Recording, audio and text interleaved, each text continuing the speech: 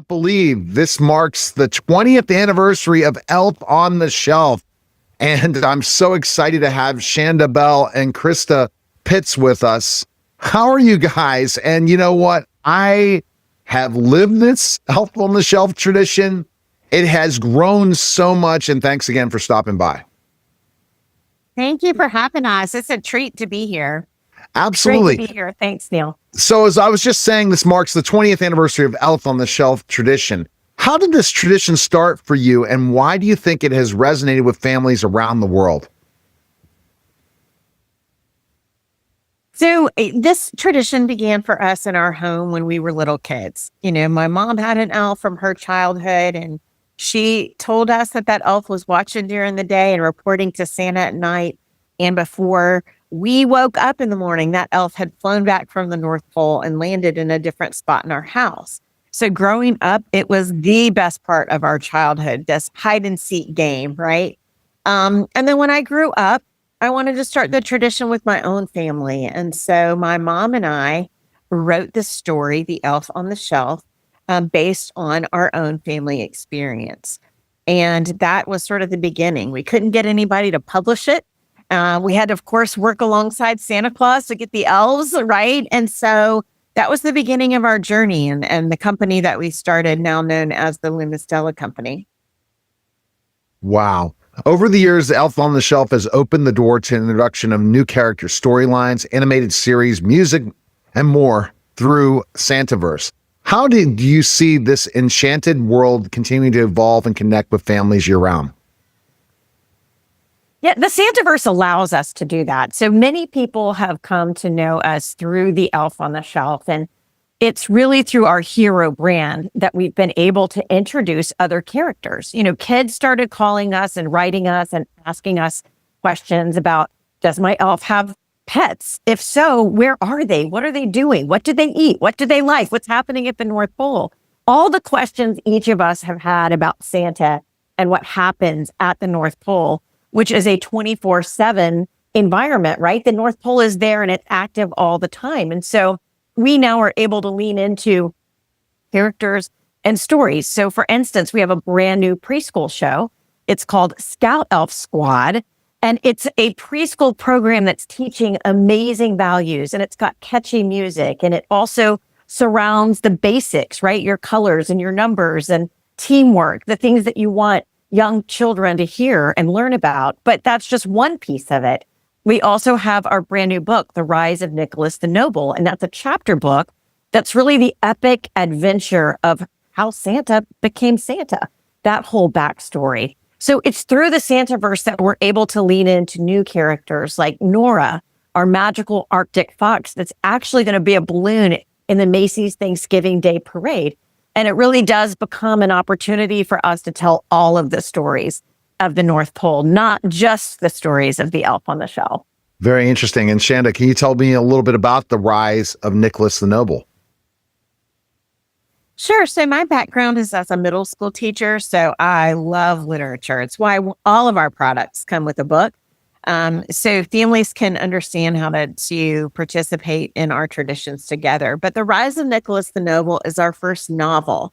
It's the backstory of Santa Claus. It's how he meets all the elves and how he becomes magical. And at its heart, it's a story about a boy and its dog. But it also has really great themes about, stepping into sort of this calling. An obstacle is the way, right? And how he's got to rise to this idea of nobility and what does that mean and what does his journey look like? Themes about, teamwork and friendship and belief. It's very much a fantasy adventure. So I would say in the vein of like a Chronicles of Narnia or a Harry Potter, I think anyone 9+ will absolutely love this book, The Rise of Nicholas the Noble, because I wrote the book that I would want to read. Of course, telling Santa's backstory. And the Elf on the Shelf is there as the narrator as well to have that sort of the seamless storytelling. I also hear there's a new animated preschool series you were talking about already in this conversation, Scout Elf Squad. Can you tell me more about that? Yeah, so Scout Elf Squad is our new preschool show. much like everything we do working for Santa, we did it ourselves through Scout Elf Production, a production company that we started. And it's going to live on our YouTube channel, our official Elf on the Shelf YouTube channel. We are dropping a new episode every Monday, but it is teamwork and friendship and ridiculously catchy songs. And it's just really fun holiday entertainment. And I think it's something that really all ages will enjoy. Yeah, and you have some incredible collaborations and partnerships this year. What are some of the ones you're excited to see come to life? Well, if you are planning a trip this season, you can actually go to Beaches, where we have a partnership with Beaches, and you can rent the Elf on the Shelf suite. It's completely decked out with everything Christmas, everything Elf on the Shelf. And there are even butlers that make sure your elf is comfortable on its trip to and from the Caribbean.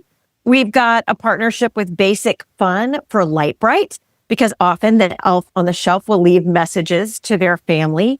We also have a first of its kind luxury collaboration with Swarovski Crystal. They have a 20th anniversary edition elf on the shelf that's unlike anything you've ever seen before. The elf could not resist those Swarovski crystals, and it's completely bedazzled in all the best ways. Wow, fantastic. Did you guys ever think when this started, it would get this large? Seriously. No, not ever. Really and truly, I mean, we had no idea. We had no idea what we were doing. We had no experience. What we knew is that we had a really special tradition, and that if people would just try it, they would love it. But it was just recently, I think roughly 6 years ago, where we started leaning into this whole idea of telling all the stories of Santa's Wonderful and all of the characters, and really listening to our fans and what they were wanting from us. But I think I would have been completely overwhelmed 20 years ago when we started this on my husband and I's credit card, and Krista selling her house, to start this. And I think sometimes the journey really is necessary in order to prepare you for that next step that you're about to take. I interview lots of authors on my show. And so I guess this is the dream of every author, to see something grow to this brand area. And you guys were all in. That's the key thing, right? And who do you think, what made the rise such a rise? Just your fans? What would you say?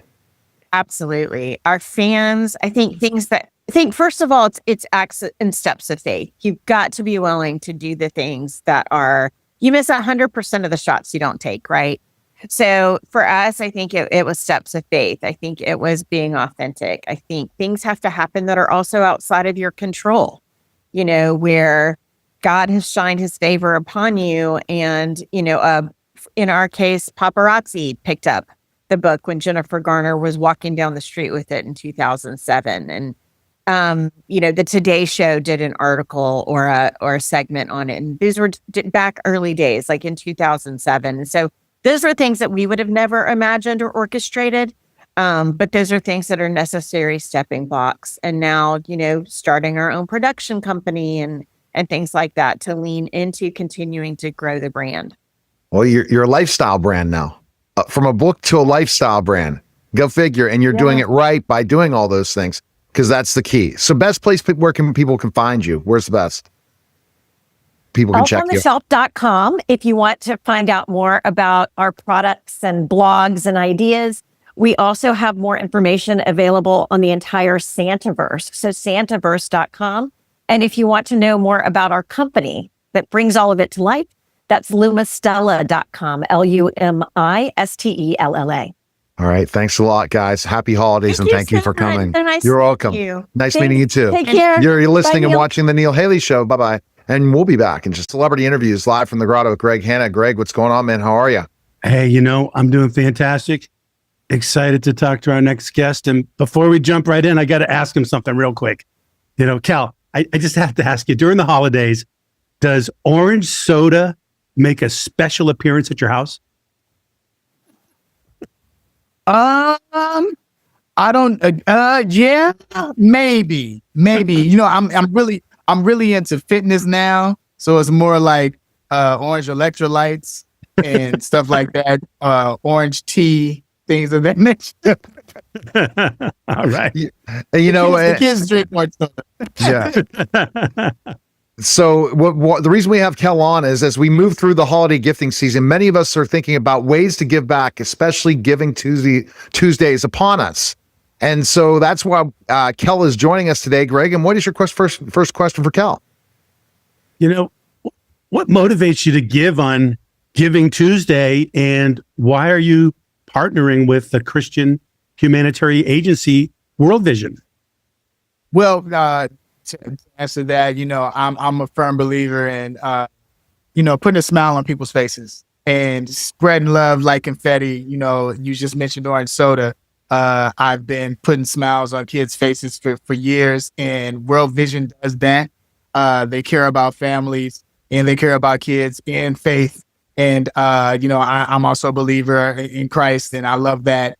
And then also, too, they're providing like clean water and animals and healthcare and emergency aid. And they've been doing this for over 75 years. And I got down with them. I want to say we started working together like during the pandemic. We started working together. We did some clean water things that we did for people. And it's just been a great partnership ever since. And I love what they're doing through the holidays with the gift catalog, where it's able for you to just not think about yourself on this holiday, but also how can you help others and how can you be a gift to others and be a blessing to others. It's really cool. And Greg, that's the big thing about this holiday season, right, Greg, is giving. Oh, man, absolutely. Especially Thanksgiving tomorrow. I mean, Thursday. Right? Thursday. Yeah. Absolutely. Definitely. But, you know, Kel, real quick, before Neil jumps on, you know, you mentioned the World Vision gift catalog. How does that work? Is it as simple as they get the catalog, and where do they get the catalog? And then whatever they buy, something happens in terms of, you know, giving some donations. How does it work exactly? Well, you can go to worldvision.org. You can get your catalog there. And the World Vision gift catalog features over 100 life-saving gifts that grow and impact, like I mentioned earlier, clean water, emergency food, child sponsorship. And you could give a $100 donation, and that $100 donation can help a family buy a goat. And that goat will help that family because they can make money from it by selling the milk and for days and days to come.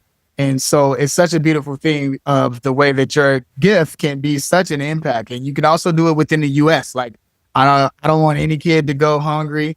And so we have emergency kits that you can do to provide vegetables and fruits and good food for kids right here in the US and overseas. So however you decide to do it, they have so many different options within this gift catalog that you can look at. And it's cool to look at it with your kids because you can look at it together and see how you want to bless people. So, Kel, what did you learn from being part of this, helping this organization out? A lot of things you didn't know, did you, about World Vision? Oh, yeah. You know what? I've always been one that loves working within my community and, you know, helping others. So what I learned was just to keep doing that. You know what I mean? Keep doing it. I feel like you meet everybody for a reason, and we're all family. You know what I mean? And I think it's so important that you wake up every morning with that intention to, you know, be the reason why someone smiles today, you know, and to find that joy in everything, you know, even though it might be some ups and downs that are going on, you can find the joy in everything. Yeah. That's a really good point. You know, and you hit something that's kind of a raw nerve for me. You know, we're the wealthiest country in the world, and, you know, children shouldn't be going hungry. People shouldn't be homeless. It just frustrates me. And I love that you're doing this in such a way with World Vision that maybe a bite out of that can be taken out, at least during the holiday season and hopefully beyond, because giving isn't just around the holidays, right? It should be every day. That's right. Yeah. We're like World Vision. They continue to do this every day. And we all should continue to do it every day. You know what I mean? Yeah. It's so important. And to be the change, you know what I mean? Because just like what you just spoke about, you know, we can all talk about it, but to actually be the change is important. Be a part of it. Right. And I think that's the one thing is we sometimes sit back and let other people do it, Kel, instead of taking action ourselves. Yeah. Yeah, and this is a way to take that step forward right now. You know what I mean? By hearing this, you know, someone might be listening or watching, they're not hearing this by accident. So this is a great time to be a part of it. And they might even be feeling like, man, I would like to do something. I would like to do something. And this is the way to do it. That's why it's good to get to be a part of organizations like this. It's amazing. What else, Kel, do you have in the works? You know, what's ahead for the new year for you? Oh yeah, well, continuing to, you know, speak on helping others. I have a new show called Play It Forward, Game On, and it's a great show where we surprise under-resourced youth, and we go in there and we do major makeovers for give them new equipment, we give them uniforms, and it's a great show because if you've watched me, you know, on Nickelodeon and things like that, I get to go undercover, and I tell the kids they can't come into their gym for 48 hours. And then we go in there with Dick's Sporting Goods and our entire team and change everything around. So it's a real tearjerker. Like me, my youngest daughter always say it's happy tears watching the show because, you know, you get to hear these beautiful stories of the communities and who we're helping. And it's just a great show. So yeah, get with your family and laugh. It airs every Wednesday at 5 p.m. So tomorrow you can check it out on Nickelodeon and Paramount Plus. Yeah. All right. So Greg has his final question. He asks all our celebrities, Kel. You be ready. It's a pretty deep one.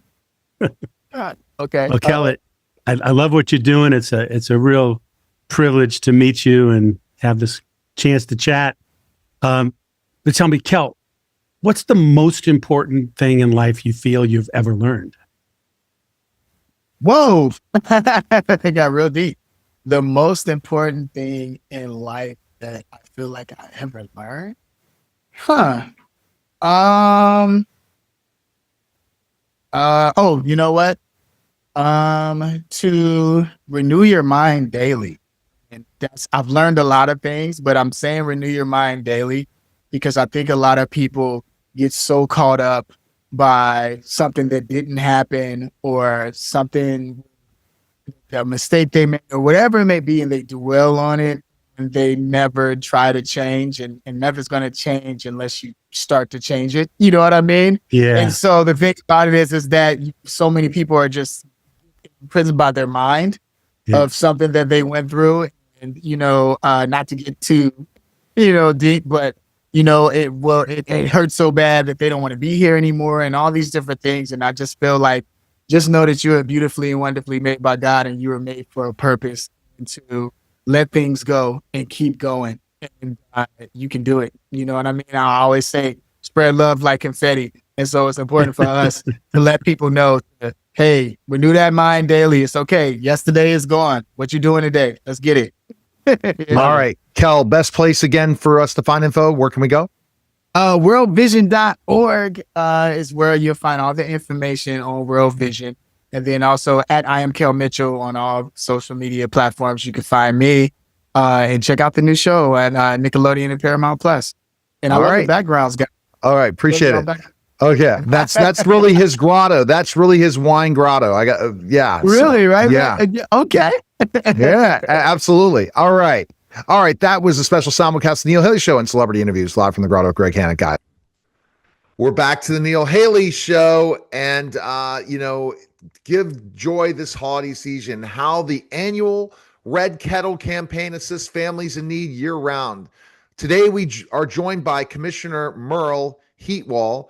He's going to discuss the Salvation Army's commitment to providing service, love, and joy to those in need this Christmas and beyond. Commissioner, thanks for stopping by. How are you? I'm good. Thanks, Neil, for having me a part of the show this morning. And I just thank you for the opportunity just to share a little bit about what's happening with the Salvation Army's Christmas campaign and how we're serving people throughout the year. This past year, we served nearly 28 million people, provided 183 million meals and 10 million nights of shelter. So we are dedicated to providing assistance, not just at Christmas time, but throughout the year. All right. Can you tell us about the Red Kettle campaign and why it's important, and especially this year? Sure. The Red Kettle campaign has been going on for 135 years now, and it is our major fundraiser throughout the year and one of the most successful fundraisers of any organization around the world. And it's so important to us because it raises funds not just for the Christmas season, but for throughout the year. And we have over 24,000 Red Kettles out across the country and 1.5 million volunteers who assist us with that process. And people have that opportunity to make a donation right there at the Christmas Kettle. How does the Salvation Army meet the needs of local communities beyond the holidays? Well, beyond the holidays, we have a number of ways that we can provide assistance to families. We look at rental assistance, utility assistance, we look at sheltering, we look at after-school programs for young people, and so we just have a wide variety of services. And one of the special things that we try to do is to tailor those services to the needs of that local community. Are there ways people can donate besides a physical Red Kettle location? There are. That at the Red Kettle, of course, you can give cash, and also we now have the ability to do donations through a QR code at the Red Kettle itself. But for others that aren't going to be able to make it to that Red Kettle, they can go to our website at salvationarmyusa.org, and they can make a donation there. They can also find out about the services happening within their local community. Let's talk about the history of the Red Kettle. How many years has this been going on for? It's 135 years. It was started in 1891 in the San Francisco area, and it was an opportunity for them to raise funds for a Christmas dinner that they wanted to provide. And from that, it quickly caught on and spread across the country. And now, as I said earlier, we have over 24,000 locations where there will be Red Kettles out, giving people an opportunity to donate, giving the people an opportunity to give with joy in the sense of making a difference in the life of a person, but also experiencing the joy of giving and being a part of making a difference in someone else's life. Commissioner Merle, tell me a little bit more about, your job. What do you do as commissioner? Well, my job is to really share the stories of what's happening locally across the country, to be able to encourage others to get involved in their local community and to coordinate opportunities on a national basis. That there are some programs that we have that we can partner with organizations such as a Walmart, such as a Lilly Endowment, such as MACP, that we have those partnerships with a number of different companies, FedEx and UPS, just to provide services both in disaster times, but also throughout the year. And so my opportunity is to bring all of those resources together to really make sure that needs are taken care of throughout the country. Yeah, and it's a busy job, right? How many years have you been doing it? Well, I have been a Salvation Army officer for 41 years. I've only been in this current position since March of this year, but I've had the opportunity to serve around the world, both at our international headquarters in London and most recently in our Latin American North Territory based in Costa Rica, including 10 Latin American countries. See, people wouldn't know that. They think it's just a US-based thing, right? This is surprising to me, the things I'm learning today. Sure, that we are actually in 134 countries around the world. It started in London, England, and quickly spread throughout the world. And we continue to provide services all over the world in places where people need that particular assistance from the Salvation Army. And volunteers are huge for you, right? Not just donations, but volunteers. They are. They're definitely huge for us. And particularly during the Christmas season, we rely upon volunteers to help us with that Christmas Kettle effort. And if someone's interested in signing up for just a couple of hours to go out and ring a bell, they can go to registertoring.org. And that will give them the opportunity. If they can't remember that, just go to salvationarmyusa.org and they will have that opportunity to get involved in volunteering at their local community. And one of the wonderful things is that the funds raised stay within that local community so they can know that they're really making a difference in the lives of their neighbors. And for people like the locations, where do you choose to put Red Kettles? Well, we choose to put Red Kettles at major grocery stores, major department stores, Walmarts, any place where we are allowed to have that kettle out and that will have a good amount of traffic coming into that particular store. Kroger, Sam's Clubs, Bass Pro, we have a number of locations throughout the country, and each one of those locations provides an opportunity for people to get involved. And one of the great things about the Christmas Kettle campaign is that it's a wonderful way to teach your children to be generous and to give. It's always a wonderful sight to see that 4 or 5-year-old getting that dollar from their parent and sticking it in the red kettle, or just a few coins, whatever the case might be. But it really teaches them about the joy of being generous and giving to support others. And your online donations, which you mentioned before, are getting as much now as the kettles are, or during the Christmas season? Not quite as much, because people still like to give to that physical presence. And so, but we are seeing increases in the overall online donations. And of course, we welcome those online donations. And again, SalvationArmyUSA.org is where they can go to make that donation if they want to do it online. Yeah, maybe having it make it feel like the experience when you're donating, right? In a virtual red kettle. And we actually do encourage people that they can even sign up to have their own virtual red kettle and do that, and to raise funds from their friends and family and their business associates. That's one of the new ways that we provide opportunities for people to do that as well. And then that's by just going to give.salvationarmyusa.org. Then they can find out about any of the things, and they'll coordinate if you want to volunteer, if you want to help in the donation process. I think that's fantastic for businesses to have a little red kettle on their website to be able to donate. That would be a great opportunity for business owners to show their giving during this holiday season and putting this out there. Because I think that's the key thing, is everyone recognizes this brand, understands it. Everyone has seen the bell ringing. And how about you can do the same thing just by, talking to your employees and everyone to donate to the Salvation Army, especially when you talked about this year. There are a lot of people more in need than we've seen in a long time, and we got to go out and help them. That's true. And again, SalvationArmyUSA.org is the place for them to go, and we'll be happy to get them set up to help us to raise those funds to make a difference in the lives of individuals within their local community. And even those online donations still stay local. They're based on where the donor is from, that's where their donation will be directed. Okay. Well, thanks again. We appreciate it, sir. Thanks for coming by. Well, thank you very much. We're glad that we had the opportunity to share a little bit today about what the Salvation Army is doing. All right. Thank you, sir. You're listening and watching The Neil Haley Show, and we'll be back in just a moment. You know what? My memories, the serious memories of Bum Phillips and the Houston Oilers, and my gosh, as a Steeler fan saying, oh, we are not going to the Astrodome. Because I was a little kid cheering and said, oh, no, we can't. We're going to lose in the Astrodome, even if we're the best team possible, and we'll never beat the Oilers.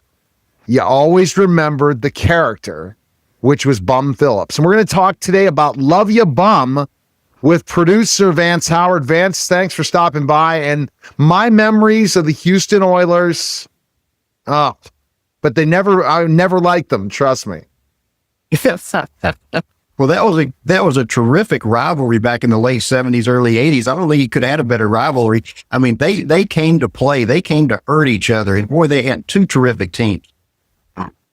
No doubt. So tell us how this all started with doing this documentary on Bum Phillips.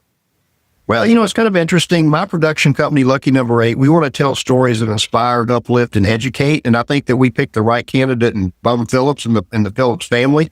I met Wade Phillips at a charity event about 2.5 years ago, and that's how this whole thing started. Wade's got a Super Bowl ring. He coached for the Oilers back then also. And it sort of grew from there. And as we started to map out the documentary, we wanted to take people back to a time of nostalgia back in the late 70s, took back to Houston, Texas.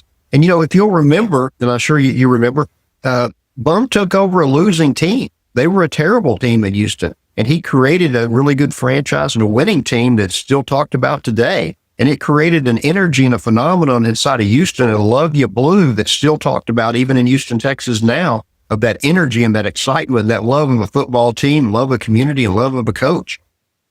And the Oilers just speak of it. The uniforms, the nostalgia of different things. And we talk about Earl Campbell.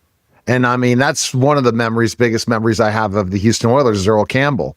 And just basically just how loud the Astrodome was. But then Bum Phillips with that legendary hat, and just, he didn't look like one of those coaches that we're used to seeing on the other side. Think about Chuck Noll. Totally not a Chuck Noll.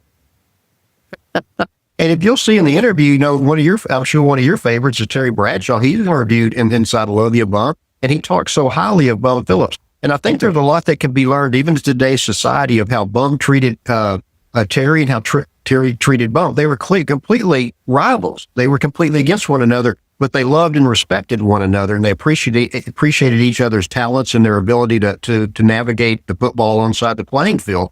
And I think we can learn a lot of that, not just in football, but in today's society also. I think there's a lot to be learned from Bum Phillips.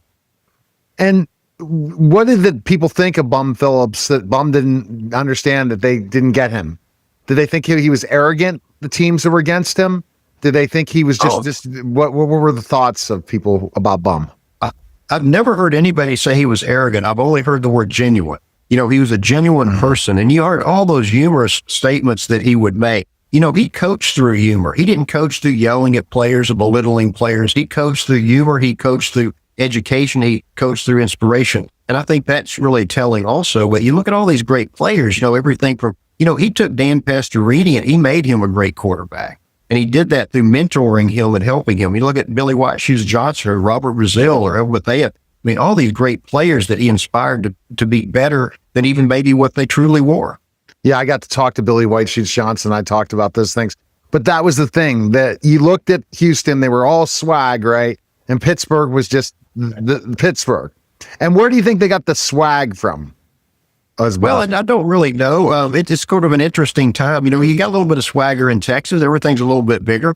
We know he had that big old hat that Bum would wear, those blue boots that he would wear, that big coat during winter times. He didn't look like your normal coach. And he had a flat top. He kept his hair in a flat top. So he didn't look like a normal coach. And I think that's kind of interesting too. And all the different players. We even interviewed a lot of Pittsburgh Steelers. Again, Terry Bradshaw was one that we interviewed. And it was kind of funny. I think you'll find this humorous when we showed up to Terry's home to interview him. He had a dirty shirt on, his hair was messed up, and his wife made him go change his shirt and comb his hair back. And if you've ever interviewed Terry, he is just a lot of fun. He is he has a cookbook out, and I was hoping to get him on my show. Just didn't happen. Yeah. I don't know what happened. I was dealing with the publicist. You know how it goes, but I always hustle. So I never know at one point I'm going to get to talk to Terry. Well, yeah, never. Hey, another thing too that we don't talk about it a lot is, do you remember the game where Mike Renfro caught the football and it was a touchdown, and on the field the referee said it was not. So what the referee said stood, but when they played instant replay, you saw that it clearly was. So today's football, look back at instant replay, and a lot of it has to do with that one play against the Houston Oilers and the Pittsburgh Steelers and that one catch. And I think that's a pretty interesting piece of history. And what if that was different? What would history have shown? Well, we don't know. The Oilers ended up winning anyway. But the point being is he did catch that football, and it was 7 points, and it was disheartening for the Houston fans. But the Oilers had a great team back then. Let's face it, they really did have a good team. And they played with a lot of gusto, and they played aggressive. And I think that's what made those football games between the Oilers and the Steelers even that much more dynamic and entertaining. And Pittsburgh got even with them the next year. They did. So were you a huge Houston Oilers fan? I was. I loved the Houston Oilers. I remember Love You Bum. I remember they would have a pancake breakfast because the Oilers used to train at Huntsville, Texas, where Sam Houston State University is housed. That's where they had their off season. And so all the kids would go out and watch them practice and train. And we got to meet a lot of the players, and they were always really professional and polite. They loved the kids. They loved their fans. It was a great time to be a Houston Oilers fan. Absolutely. And I think that's the great time. Go figure. This just sounds so awesome of a documentary. And how, do you look at, when you're producing a documentary, looking at the best sports documentaries ever to try to put things together to make it really a piece of history, like some of the good documentaries that are out there? Well, we do documentaries that inspire, uplift, and educate. We don't want to talk about documentaries about people that have done things that we don't want to really hear about. I like talking about people like Bum Phillips, who not only lived their life in a great way on the field, but lived their life in a great way off the field. You know, like our next documentary coming out is about the great cattle drives of the late 1800s with, Captain King and Goodnight and Loving it, how that inspired a nation with the great cattle drives. So we want to talk about good things. And the Houston Oilers in the 70s and Bum Phillips, you can't get any better than that. No doubt. What do you think, people that are Houston Texan fans now, why didn't they just go back to the Houston Oilers? That like the Browns did. Yeah. Well, I don't know. They moved them to Tennessee Titans, so they're out of Houston now. Then a new franchise came in. But we even have Amy Adams. She came on the show and she was, so complimentary of Bum and the Oilers at that point in time. And to have the owner of the Titans on there is a great inspiration to the film, because it wasn't a hit piece against anything. It was a piece about a man who did a great thing, and he was a great coach and a great person. And that's the story that comes out. We've got over 30 plus interviews of some of the great players out there. Robert Brazil, Billy White Shoes Johnson, Terry Bradshaw, Jerry Jones. I mean, Peyton Manning's even in the film. So we've got some great interviews about great football personalities that are doing great work in this industry. No doubt. And who does Bum Phillips remind you of today? Is there any coach that reminds you of Bum Phillips? No. No. I think he was so unique, such a unique personality, the way he carried himself, the way he coached. I don't think there's a coach out there like that. Now, that's not to say there's not some great coaches, because there are. When we interviewed Wes Phillips, who has a Super Bowl ring. He's the offensive coordinator for the Minnesota Vikings now. He makes a comment about different coaches coach in different ways.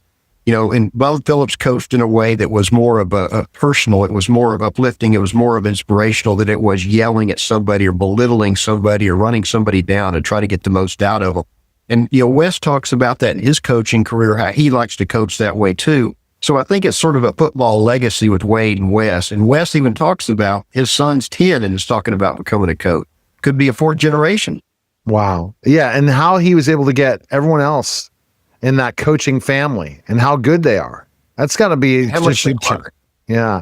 Because I think he was a teacher. That's where I'm listening to you. Seems like he was a great teacher of the game. He was. And I think the world needs more of that. I agree. Where can people check out Love You Bum? It's going to go digital and streaming. It'll come out on November 25th, right before Thanksgiving, so you can watch it with your family and you'll be uplifted and inspired. And when Bum passes, it's going to bring a tear to your eye. Oh, yeah. I appreciate it. Thanks again, Vance. I appreciate it. And where can we find information on all your films? Well, we have Lucky Number 8 Productions, our production company. And so we're on IMDb. We're out there and we're, producing additional documentaries that hopefully people enjoy and be inspired by. All right. Thanks, Vance. Appreciate it, sir. Hey, thank you. You're listening and watching The Neil Haley Show, and we'll be back. David Rose, and we're talking Thanksgiving with Omaha Steaks. I'm so excited. Tell me about what's going on. Yeah, definitely. Thanks so much, first of all, for having me, Neil. And Thanksgiving is one of my favorite times of the year. And Omaha Steaks has everything you need, from the turkey to the ham to the roast to the steak to the burgers to the caramel apple tartlets, everything you need to make your job easier in the kitchen and more enjoyable. Absolutely. So, and the challenges of cooking Thanksgiving, what tips do you offer us to make it a better experience than the craziness? Definitely. Yeah. Yeah, 100%. So being a chef, it's all about organization. A clean, organized kitchen is an efficient, delicious kitchen. So what I like doing is I like having my food prep schedule done ahead of time. So what that means is I'm thawing my turkey, 3-4 days in advance. I'm planning the marination times, cooking process. And what I do heavily suggest is making a lot of those desserts ahead of time. For me, I love a good cheesecake, making the cheesecake, the bread pudding, all that delicious stuff ahead of time. Your sides as well as just simply reheating them. And day of, I plan out when I'm putting everything in the oven. So 1 o'clock turkey, 2 o'clock ham, 3 o'clock putting those rolls up. So that way when everything hits the kitchen table or the dining table, everything is hot, everything is delicious, everything is just beautiful. And number 3, you think that just because it's Thanksgiving or Christmas, you have to make everything. You do not have to make everything from scratch. Do a combination of those classic dishes you love. For me, oxtails. But let Omaha Steaks flesh out the rest of the menu, from our pre-baked dessert, like the apple tartlets, to our side, like the garlic mashed potatoes, and the au gratin potatoes as well, to the green beans. So that way you're enjoying dinner, cooking less, and enjoying the comfort and joy of your family, which you will also be doing more of during the holiday season. Oh, 100%. It's so key to be able to do that and have that happen for sure. Let's talk about so having those extra things, it gives people more selection, right? Yeah, a little more breathing room. And we carry everything, from meat to steaks to roasts to chopped turkeys, seafood side, literally everything you need, wine as well. We even have our own Omaha steaks wine, literally everything we have to make your job easier and flesh out the menu with a variety of endless options. So you're right. All right. So let's dive deeper into how to prep stuff for Omaha steaks. It's pretty simple, easy, right? Yeah, definitely. So a lot of the stuff are, come pre-marinated, like the turkey comes pre-brined. A lot of the desserts just kind of heat and serve or just cook. And the great thing about it is you have me as your culinary guru, so to speak, where you have the beautiful cook guide. If something is raw, that's in the box. And we have a litany, I think over 100 recipes I have myself published on Omaha Steak as well as others on the catalog. So let us take care of the heavy lifting and guide you to greatness. Absolutely. And what are your plans for Thanksgiving? My Thanksgiving, I'm actually hosting about 70 Jamaicans coming from California, New York, Georgia, and we're doing renting a hall out actually. And we're all going to kind of do the potluck thing, So I'm only doing 4 things this year, which for me is very light, but I'll be enjoying the family locally here in Georgia. Absolutely. And the best place people can go and find things on Omaha Steaks is where to order. Yeah, for sure. Definitely. Yeah. You want to go ahead and visit omahasteaks.com for all your holiday needs. And I know gifting could kind of be a headache for some people. So we have an amazing special going on right now because gifting is more than the food, it's the experience. We have a festive gift package with burgers, free burgers, top sirloin, jumbo franks, pork chops, and of course, delicious caramel apple tartlet. So everything you need and more, omahasteaks.com, right? Awesome. David, anything else to add today? Any more tips for us? You talked about preparing. Yeah. When it comes to prepping, when it comes to preparing, you definitely want to ensure that you have great ingredients, great proteins as a source. So that way, if you have great proteins, great product, the finished product will be delicious. So I'd be remiss in not mentioning that Omaha Steaks, our filet mignon, has earned the prestigious USDA Certified Tender designation. Now, that honor is especially reserved for tender beef cuts. So if you're looking for a beautiful cut of meat, look no further than steaks to kind of flesh out that table, where we have the ribeyes, New York strips, sirloins, T-bones, porterhouses, all of that, to spread even more holiday magic this coming year. Awesome. Best place people can go is where? omahasteaks.com. Make it happen. And catch up with you on social media? Yes, you can follow me on Chef David Rose on Instagram, on TikTok, need to be more active on there, on Twitter, and also the website, chefdavidrose.com. You go ahead and show that and you go live on TikTok while you're doing all this. That would be perfect for you. All right, appreciate it. I just might do that. Chef David, take care. All right, you're welcome. You're listening and watching The Neil Haley Show, and we'll be back in just a moment. Triple G podcast with our host, Greg Sharp. Greg, I love the Triple G name, and I didn't get it at first when you told me that. That must be that Ivy League education of yours. Ivy League or smaller, dimmest light on the Christmas tree league. I don't know, but Triple G to me has always been the easiest way to let people know how to spell my name. So it's kind of a win for me, right? Yeah, and we just released this partnership, and it's so exciting. Again, how Media Giant Productions is going to be bringing in podcasting, movies, TV shows as well, and we have other news coming further. But the power of podcasting, I think it's perfect for a video platform, especially ones when people are tired of what to choose from on television, especially streaming TV. It just gives much more options with podcasting. I agree. I think that I honestly think that podcasting has replaced terrestrial radio in many senses, and certainly newscasting for TV is its next bullseye. It's probably going after. But if you really digest where podcasting is, in my opinion, a lot of people take podcasts on the road with them in their cars, their trucks. It's the next correct step for us with Radiate to be able to partner with you and with Giant Media Productions to be able to start bringing in an element that is 24/7 to the user, right? A lot of people come to platforms to watch a specific movie.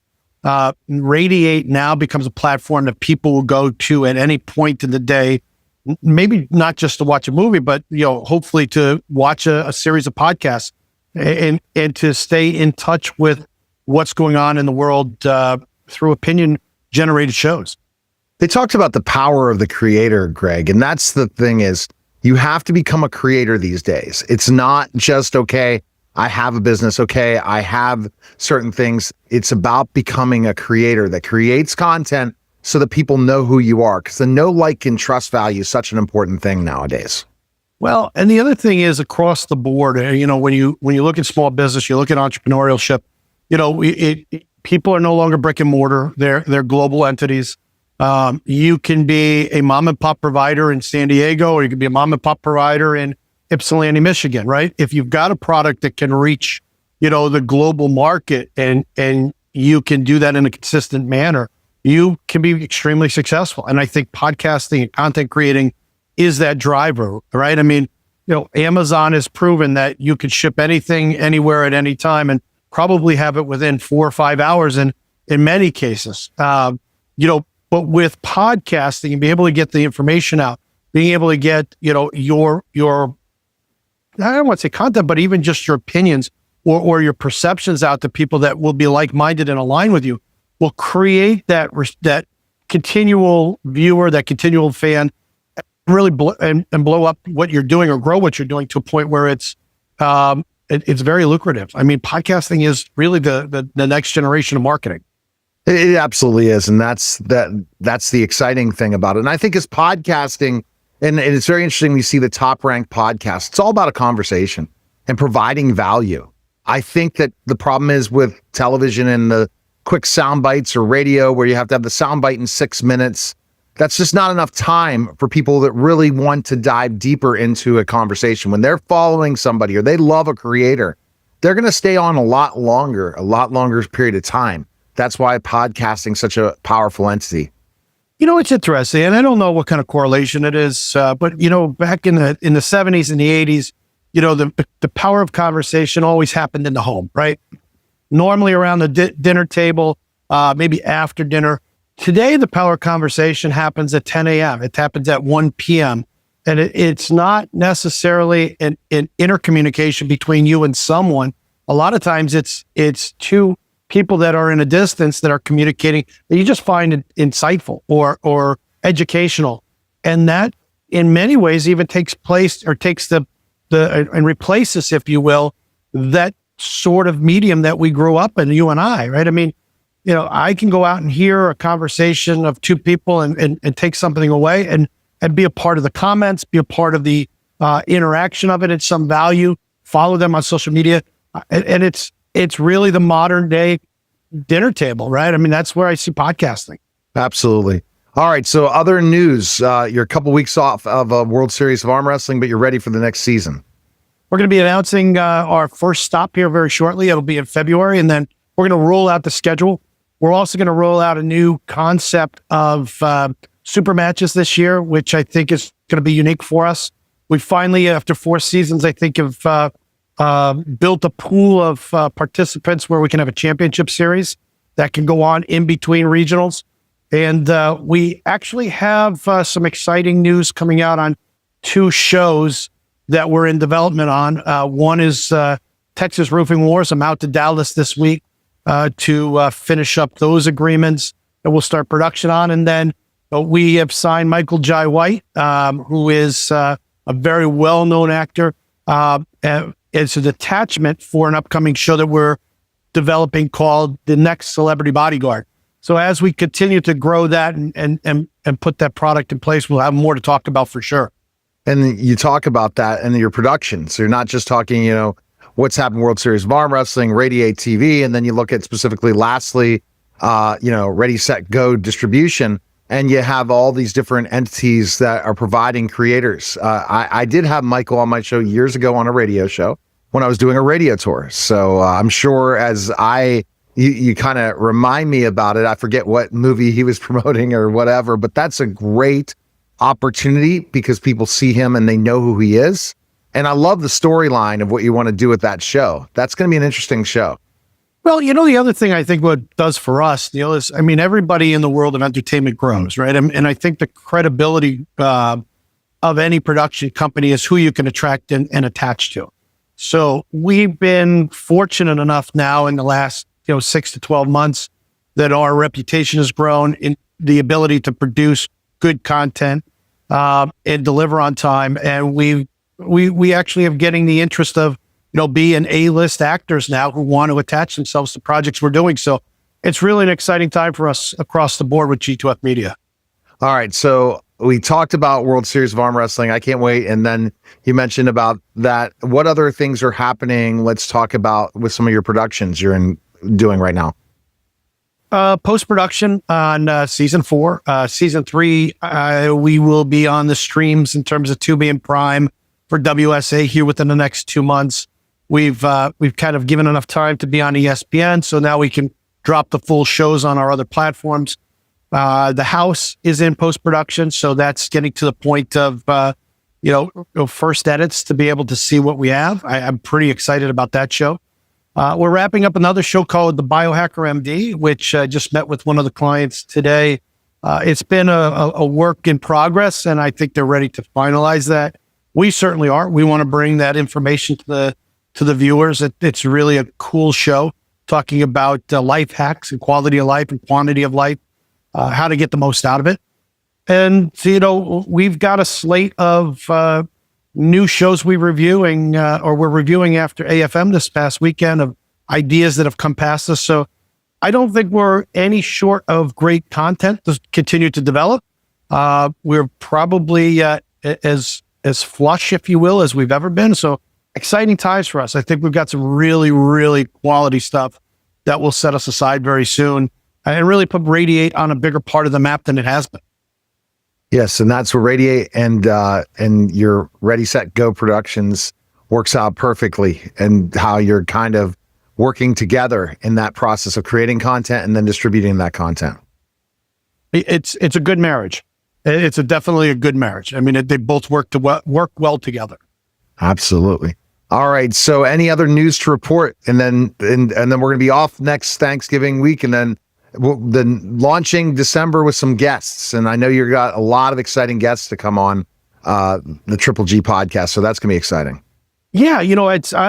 I've got my thinking cap on for that. I want to create a podcast that's not run of the mill. Certainly we want to talk about interesting topics, but I think we want to kind of get behind the eyeballs of some guests and find out what they're thinking about, just topics in general and how they move in the industry to get to where they've been. So I think those are fun topics that kind of hopefully have some great stories and keep the end viewer and listener attached to us. You being in California, are you seeing specifically enough finally productions are starting to get back really rolling again? And are you seeing content being, yeah. I think today, I think the time frame around today through the holidays is always one of quietness. Most of the studios are quiet through the holidays. It's kind of traditional. Not a lot of major productions go on. Reasons for that: travel, availability. Even within the studios, a lot of people take time off.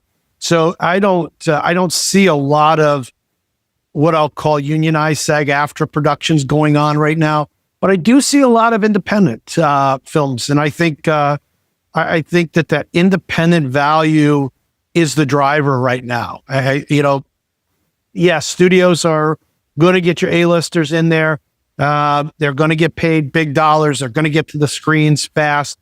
But I think the independents are still driving the market, even through even though we're out of COVID. I think those who are doing that $1 to $5 to maybe $8 million production with those A-listers that haven't been as active and are able to get them into these projects at a reasonable cost, I think that's driving the market these days. I wouldn't be surprised if we see a big shift 2026 first quarter that maybe more independents find their way to the movie screens. I think that may be coming quicker than we even anticipate. And you can do that with Greg. So make sure you contact him in that way. Any other news to report? I'm just excited about this partnership, more podcasts to come, more news to come, and guests to come. Well, I didn't win the mega jack, but I think it was won out by you out on the East Coast. Somebody pulled in a cool $965 million last week. Wasn't us, but that's okay. I know the staff wanted to go to Disneyland for Christmas, so instead we're going to go to Legoland. It's a smaller place, but still, it's an adventure park. So, but no, I don't. I think we're just staying the course, right? Small steps, one at a time. This partnership between us and Giant Media and your end, I think that's a fairly good size step for both of us, and we're just excited. We want to now build that foundation, so that way we can continue to build more reputable shows behind your lead, and ultimately drive more viewers to Radiate, and that's the win. All right. So, and Greg, the best ways people can catch up with you is all social media platforms. Let's just go talk about your social media. Everyone else will find Radiate and all the other places. Greg XFS, at Greg G Gregg XFS. Easiest way to find me. And then, as you said, I'm always posting on Radiate World Series RSG. So, just have to watch the stories, click the link, and follow. All right. Thanks again, Greg. Appreciate it. That was a special simulcast of the Neil Haley Show on the Triple G podcast, guys. We're going to roll Doc Alan Lindeman. Doc, what's going on, man? How are you? We are doing really well here, Neil, and you? Fantastic. And today's topic is epilepsy in pregnancy. What is epilepsy? But it's seizures that don't have a known or identified cause. And most often it's, about half the time it's genetic, but the other half of the time it's completely unknown. What are the main dangers of epilepsy for a pregnant woman? Falling, head injury, choking, and a prolonged seizure can be life-threatening due to a decreased oxygen for baby. What are the risks in pregnancy for women with epilepsy? Well, they have increased risk of preeclampsia, more need for intensive care, and a higher maternal mortality rate. What anti-epileptic drugs are considered safest during pregnancy? Lamictal, that's the brand name. The generic is lamotrigine, and Keppra, and that again is the brand name, and it is the levetiracetam is the generic, and you can see why they called it Keppra. These are supposedly the safest options during pregnancy, and these two medications do not seem to increase the risk of physical birth abnormalities when compared to the general population. Is it safer to stop anti-seizure medicines before or during pregnancy? Absolutely not. It is not a good idea to stop medications. Now, there would be an exception. If you're on the ones that are dangerous, it would be much better to stop them and begin Lamictal and Keppra. But otherwise, do not stop your medications unless you are starting some new medications. How can untreated epilepsy affect my baby during pregnancy? Well, it can cause a slow heart rate with reduced oxygen supply, fetal distress, stillbirths, and preterm birth, low birth weight, and even placental abruption. Which anti-epileptic drugs are unsafe or highly risky in pregnancy? The brand name is Depakote, and the generic is Valproate. That is associated with the highest risk in pregnancy, and up to 40% of those babies have neurodevelopmental disabilities. Which medications should especially be avoided during the first trimester? Well, Depakote, and that's also to be avoided in the third trimester because of the risks of